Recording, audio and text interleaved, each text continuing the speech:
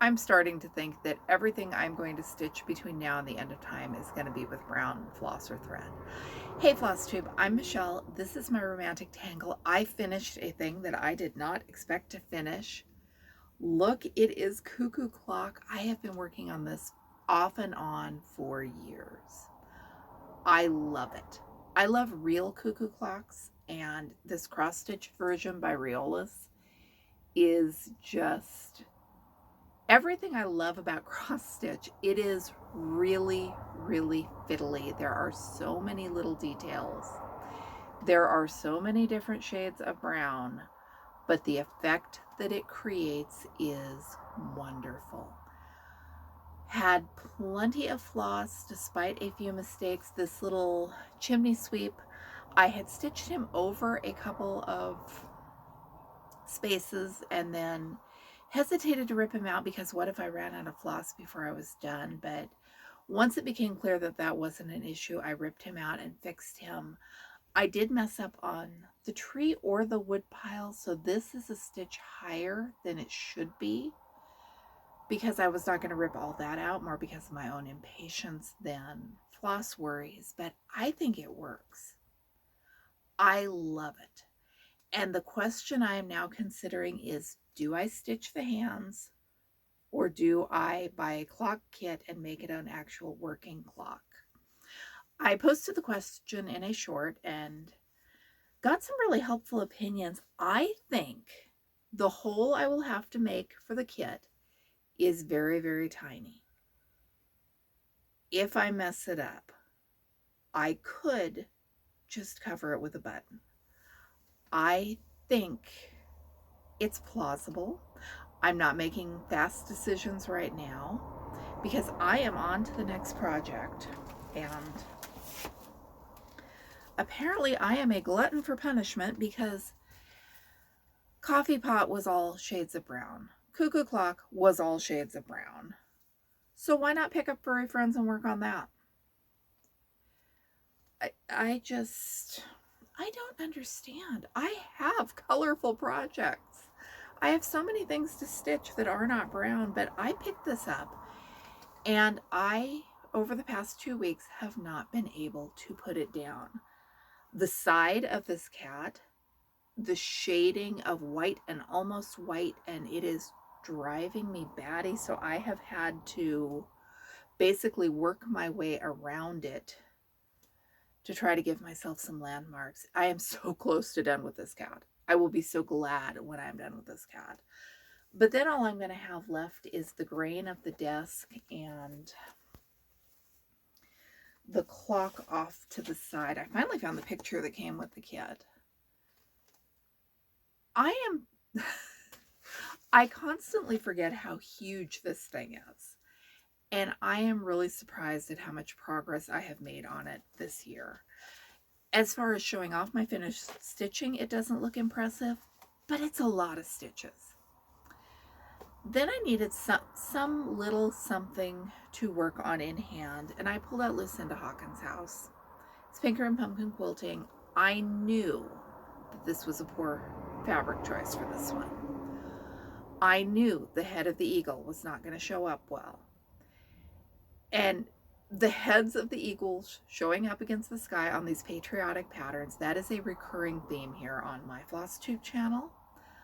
I told myself it was going to be okay because when I see real bald eagles, their heads don't show up in sharp contrast against the sky. Well, there are white flowers. There are down this side a stack of red, white, and blue triangles. I don't mind the eagle, but the flowers were going to be an issue, and the triangles were going to be an issue. And I thought about stitching the flowers instead of in white, in the light blue that's used as an accent on this piece. Talked myself out of that, had convinced myself that I was just going to throw this away and start it over later on a different fabric. And then early this morning, when I was pulling stuff together for the video, I came up with a way I think I can fix this. It is not a sensible way. It is not a reasonable way. I am not confident enough to tell you what I have in mind. Regardless of whether or not it works, I will show you in an upcoming video. But sometimes my stitchy judgment is not the best. I finished the shawl. This is 750 yards of Hobby Lobby. I love this yarn. Acrylic, worsted weight. It is drapey. It is soft. It is all the things I love about these comfort shawls. Yes, I need to weave my ends in. And this stitched up so quickly. The color is like Bloom Teak. It's a weird made-up name that makes no sense to me. But I was struggling with the shawl I was working on before this one. I don't like the colors. I don't like the weight of the yarn. I don't like the texture of the yarn. What I did not realize until yesterday, because I'm 700 yards in, I'm slogging my way through the rest of it, there is a little tiny rough patch on the end of my knitting needle. So every stitch has been catching on the yarn and dragging a bit, but it wasn't enough for me to realize, oh, that's the problem, until yesterday when it finally progressed to the point where it became obvious. And maybe if I have some new needle tips in the same size around here, that will fix it. I don't know if an emery board will fix it, but probably a good chunk of my problem with that project was a flaw in my knitting needle. And I have noticed that time and again. I'll be struggling with a sewing machine and my needle has a burr on it. Or my thread is wrong. Or it's the bobbin case has finally, the little plastic bobbin has finally given out. Sometimes we need to just stop and say, okay, maybe it's not us. Maybe we need to look and see if the problem is actually something physical. I've seen some people this week saying that they had floss back at Joann's. So I was having lunch with my mom, belated Mother's Day. We stopped at Joann's and they had restocked the needlework section. They have not had floss since the first day of the clearance. They have not had needles or fat. There's been nothing. They restocked with needles. They had some Aida. They had a lot of floss in a lot of colors. It was not in convenient numeric order, but it was 26 cents a skein. And of course, I did not bring the list of what colors I need because I was so sure that they wouldn't have any floss. But I did get single colors for some Crabapple Hill embroidered quilts that I want to do, and I did get some colors that I know that I use over and over all the time. And the store is too far from home to drive home and get my list of what I needed and go back and think that there would still be any left there, but that's okay. My mom filled in a lot of the gaps in her collection that she is building. And I now have enough tapestry needles to last me possibly for the rest of my life, which isn't very many because I use the needles that come in kits. I am not picky. I bought some DMC gold needles. We'll see if I can manage to tarnish those. I bought 5 or 6 packs at 60% off. It's not bad. We found a new thrift store. I had been to this thrift store before and I really didn't like it. The first time I felt uncomfortable there, and so did the boys. The second time was, they have volunteers, and their volunteers put in their hours by sitting and watching the customers, like on folding chairs around the store, and it was very weird and very off-putting. And I asked one of my sons, a couple weeks ago, hey, do you feel brave? Do you want to go check that place out again? Night and day, it is so much better. It's like a normal thrift store now, except they don't price things. I've been looking for a sheer curtain for probably going on 10 years for a project. These used to be super cheap at thrift stores and garage sales and estate sales. And somehow somebody decided that they were expensive now. I found this one, which is lace. It is a pretty lace. Hold it up so you can see the pretty flowers, and it's got a ruffle. And it is huge. It's like more than one door here. $1. Now that I finally found one, I'm Not entirely 100% sure which project it was for, but I will find something. I actually have come up with something I want to do with this that has nothing to do with whatever that original project was, but I'm good with it. We went back last week and they have a craft section. They have a file cabinet full of craft supplies. It is theoretically sort of organized, but when you take a bunch of craft supplies from a bunch of different people, it's a mishmash. It makes no sense. And they don't price things. So I was looking through there and I found this crewel kit.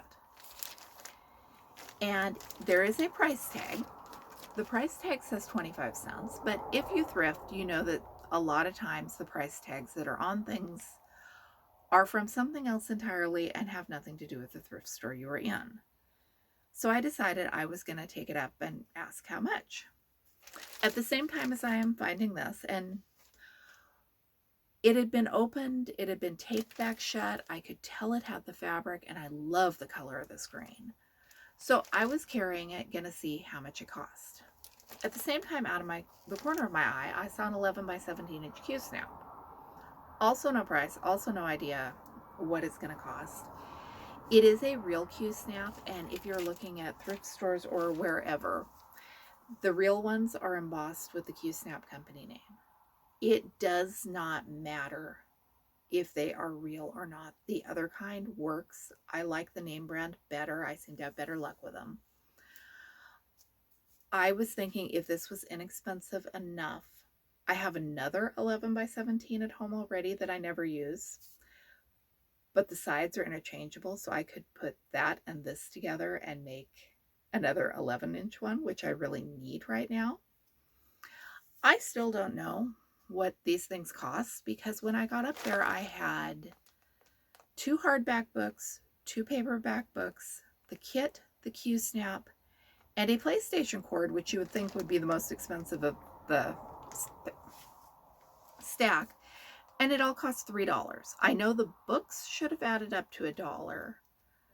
So I don't understand the math the manager of the store was doing. I figure it's not my job to argue with him. Their books are 50 cents for hardback and 25 cents for paperback, and I found some really wonderful books there. This trip I found cross-stitch, carousel horses and cross-stitch. I almost did not even pick this one up because I love actual carousel horses. Carousel horse decor I'm a little less enthusiastic about. But look at the Halloween horse. I am stitching that. Don't ask me when, but I am stitching that. Flipping through it in the store, I had seen the February horse, which is the reason I bought the book. I didn't know until I was flipping through it at the laundromat later that that Halloween horse was in there. I love this. I'll do a whole flip through video later. There has been more cross stitch in the thrift stores this week than makes any kind of sense. I have found 3 sets of QSnaps in 3 separate stores. So this one that I don't know how much I paid for. I found a 17-inch square set for $1.50, which I did not buy because I don't use the 17-inch square set I have ever. I don't need another one. And then yesterday we found one of this size at Goodwill for $5, but it was a knockoff. It wasn't QSnaps. So I didn't buy that one because I hoard QSnaps. I have had my sets for 20 plus years. I fold over my fabric on things like Furry Friends, and the snaps tend to loosen up. And I think that at some point the plastic is going to fail. So I'm planning for the future here. And also I like leaving my projects on the snaps if I am rotating projects a couple times during the same week or day. So more is better. We found, I don't know how many dimensions kits I found this week. None of them were things I wanted to stitch, but they're out there and that makes me happy. I did find this kit. It is Needle Treasures. I just thought it was pretty. and I'd like to stitch it. And this price tag on the front says $95.20. I know the kits at needlework shops, some of them are very, very expensive, but I don't think this is one of those kits. I do not understand that price tag. And when I got up to the cash register at the thrift store, the volunteer saw this tag first and he was very confused. Their tag is the one on the back and it was half off, so I got it for $1. It has the bundle of floss. I am reasonably sure it has the pattern. I just love collecting these old vintagey kits, and hopefully I'll stitch it one of these days. I'm not gonna set a deadline and beat myself up over it. If you watch any of my thrifting content, you will know that I love sparkly glass things for no practical reason. And a couple of weeks ago, I picked up my reproduction carnival glass creamer for $1.99.